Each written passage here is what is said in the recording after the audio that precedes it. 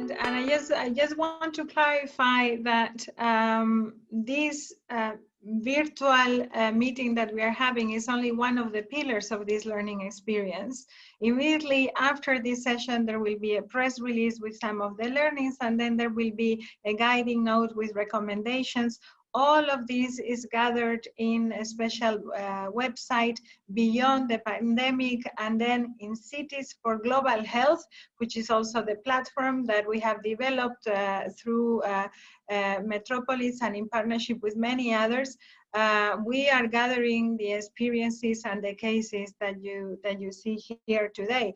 And this needs to be the inputs, all of that needs to be the inputs for our policy recommendations in the future. I couldn't agree with you more that we will need to lead that conversation from cities, because it is the closest level to the citizens, the closest level of government. And I think the place where organized civil society and communities can have their say.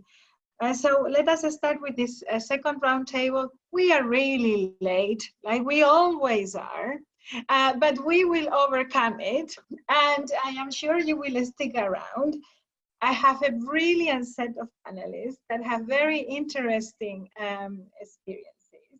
So let me give them the floor, and let me start by John Farmer, the Chief Technology Officer of New York City, and one of the founding cities of this coalition as well, that we work with in my organization and all the other co-organizers. So welcome, John, the floor is yours. Well, hello, and thank you so much for inviting me to participate in this important conversation. Thanks to UCLG, Metropolis, UN Habitat, and the Cities Coalition for Digital Rights and all the members. I want to start by just grounding this in the role that we all play and the role that technology and innovation plays here, because when we're comparing exponential growth versus linear growth, it becomes very, very clear that if we want to fight an exponential threat like the novel coronavirus, we need to be using exponential tools. And technology works at scale. Technology can help us do that. But we have to keep that focus rooted in human needs. So not getting sucked into tech for tech's sake. But of course, it's not an either or. We don't just have to use high tech. We can also use low tech approaches, and they should really complement each other. So when we tell folks, number one, wash their hands. Number two, wear masks when you go out. And obviously those can be homemade if they have to be. And three, keep physical distance. And I like the point that was brought up earlier. It really is about physical distance, not social distance. And to keep physical distance, there's one thing that's really critical, and that's having connectivity. Having broadband internet connectivity allows people to keep physical distance.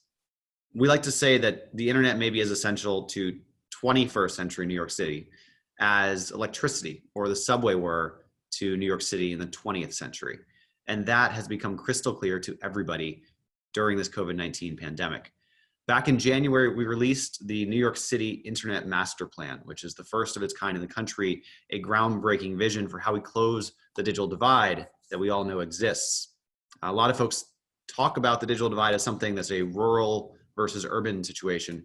That's not true. The digital divide exists in our cities too, and actually more urban dwellers are on the wrong side of the digital divide than folks in rural areas. And we want to make sure we emphasize that and make clear that this work needs to get done, because it's not just a moral imperative, it's something that matters to all of us across society.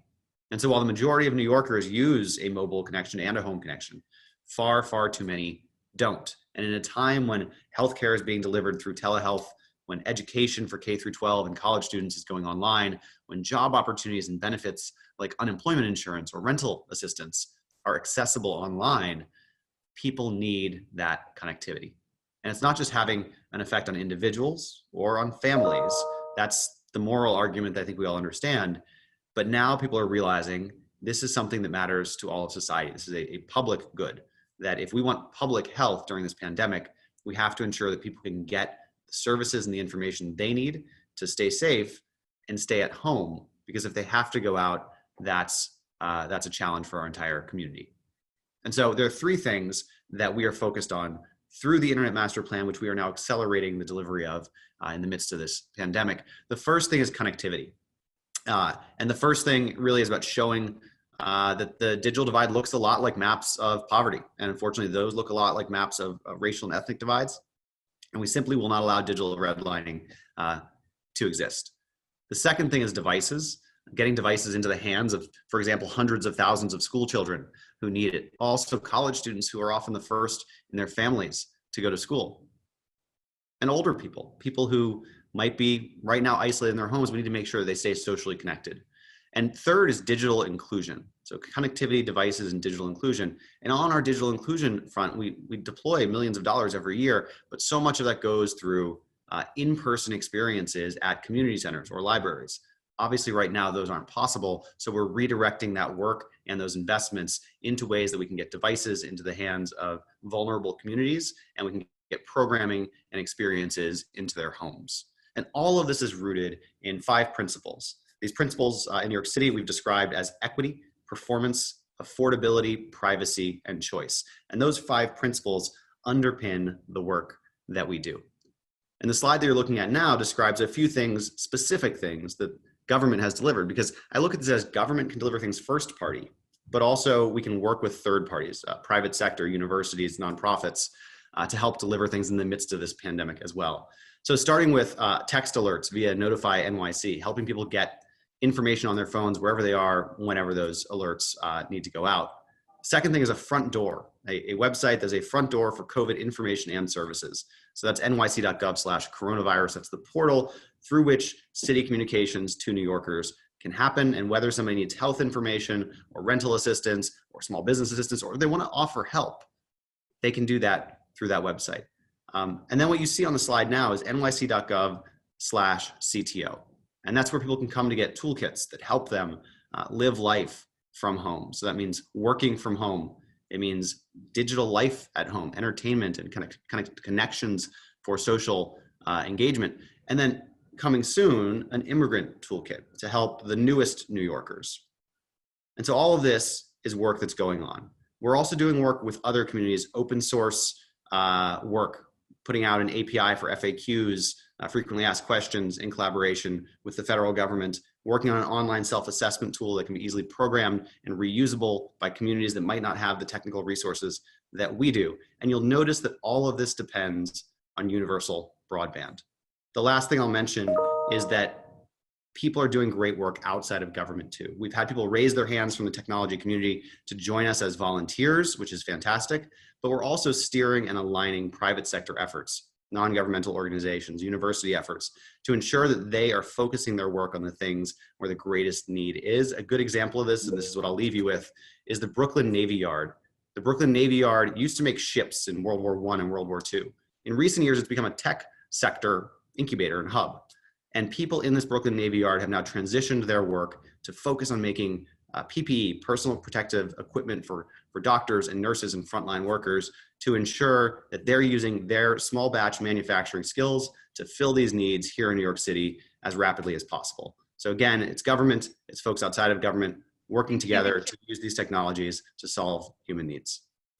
Thank you very much for this important presentation and for highlighting the need to redirecting some of the investment that you were making. I mean, I keep saying this, these are often not new things. If they were totally new things, we wouldn't be able to do it, like Milan was saying. I mean, you were getting ready before, and now it is about to use it in the places where we need it most, and from the perspective of government, also guaranteeing that we are doing it to the broadest group possible in the most inclusive way possible, and looking for priorities. So thank you very much for that experience. I'm going now to a non-local government partner that we have in the room for the sake of time, because I am aware he will need to leave early. So Scott Campbell from the UN Office of the High Commissioner on Human Rights, a very, very important partner in this discussion. Rights keeps coming up. So I think you are in a very relevant position now to provide your vision. The floor is yours.